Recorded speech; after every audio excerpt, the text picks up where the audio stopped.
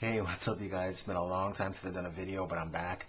This episode, I'm going to go over what I feel are the most interesting cards in the new sets of Naruto and Dragon Ball, and talk to a few players as to how to,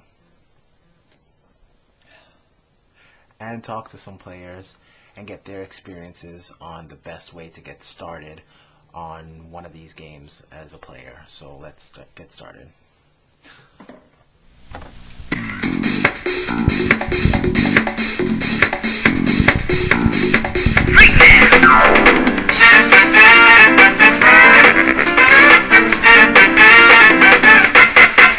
Ready?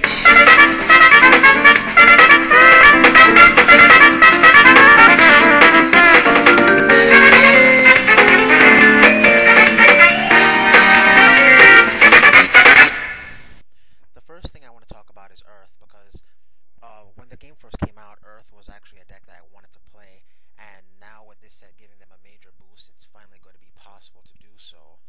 The first card, Announcer, he's a pretty good, he's okay stat-wise, he's not really too strong, but he does have draw power, which is very powerful in any card game, so he's a nifty little card.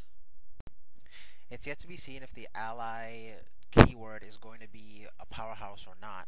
However, cards such as Launch and a few others that I'm going to go over have this, and it could prove to be very interesting. Launch in and of herself isn't really that great, but it does have ally.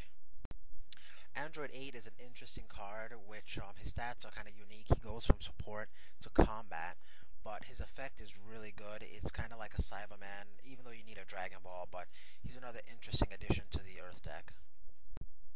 As expected, Videl allies with Gohan, so you can make a team of 4 as long as Gohan and this Videl is in it.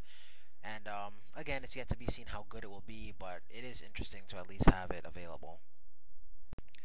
This card has a lot of debate. A lot of people think it's pretty bad because it has the chi cost of 1 Earth, but I think really that was done so that it wouldn't be able to splash into super decks. But it does have super heal, which is good because you have Senzu Bean to heal her, and you know, she could be 4 or even 5 support, so it could prove to be a very powerful card. Now we're finally getting into the later drops that Earth was always missing. This guy's pretty good because he can help to, you know, reuse a lot of the old cards that you've already used, such as Senzu Bean to continue healing your Pan and stuff like that. So it's nice to at least have a later drop for Earth. Now I went over ally, but the other keyword new to this set is Thrash, where if you win an outstanding victory against opposing team, then you deal 1 planet damage to them. And this new Android 18 sports it pretty well. She has toughness and thrash. She's a huge drop. She's just great just to have for the deck in general. Seiya Man the Man. This guy is great. He's good for a head warrior or a support. He has super heal and toughness, so you can pump him with your Senzu Beans and all that.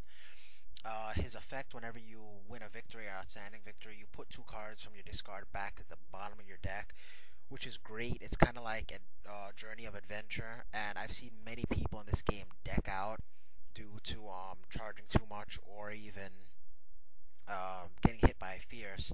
So him having it built in is pretty nice. It can maybe ease up on your event space, but it's a great supplement to it, and this is such an awesome card.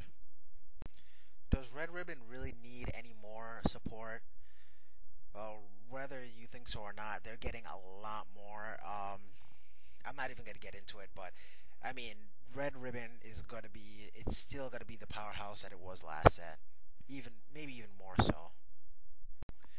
There isn't really much to say about any of the other villain cards that aren't Red Ribbon. Cell Juniors are okay, I guess. You can have more than 1 out, and it gives you Fierce for for that deck.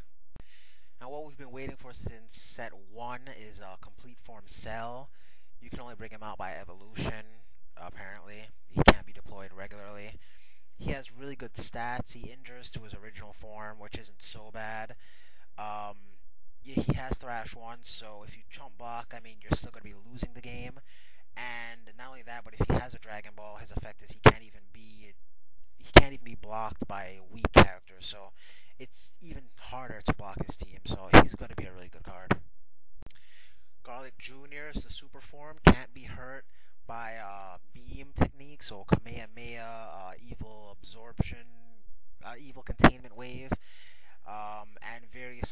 moves like Masenko and Super Kamehameha can't hit him, so he's pretty cool. A new Zero drop with 3 support.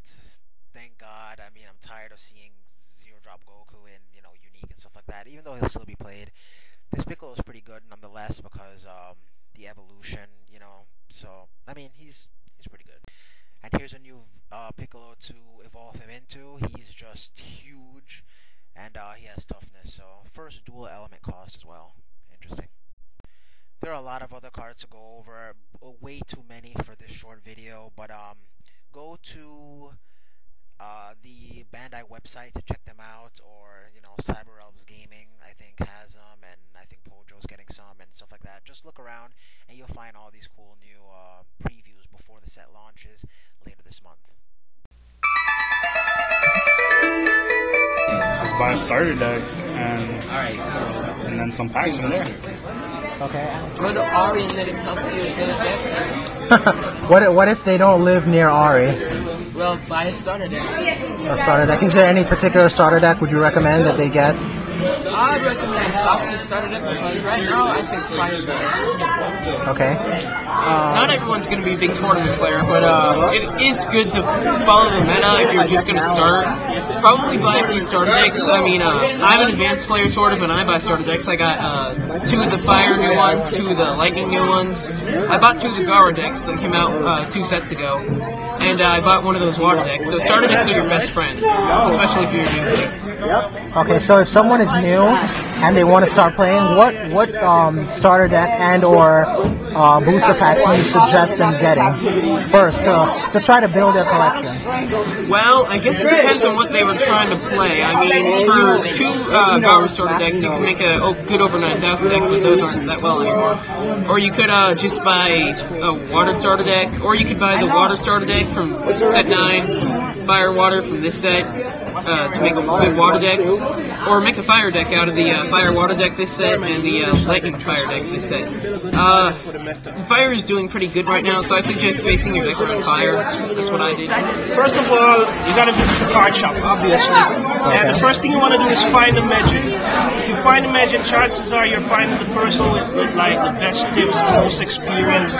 Because more than likely, most Megins I know have probably gone to Jonins or Sanins or big events, so they could give you the best tips. And naturally, you want to start with a starter deck because that's like. Can I get my? Excuse me for a moment. That gives you the rule book, which you want to read. I mean, I know it's a pain to read cover to cover, but you want to read it and get the best understanding as you can from it. Then you want to look at the starter deck because it's like Bandai's way of telling you a good example of building the deck. Basically, how many drops where, like how many zeros, ones, twos, and so you could get the best curves or whatever.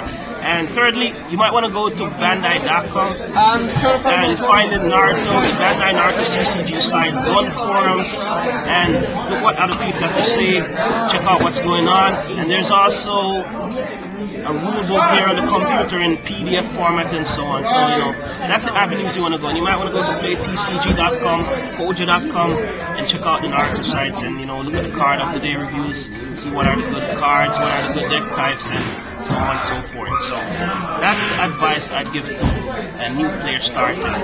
Cool.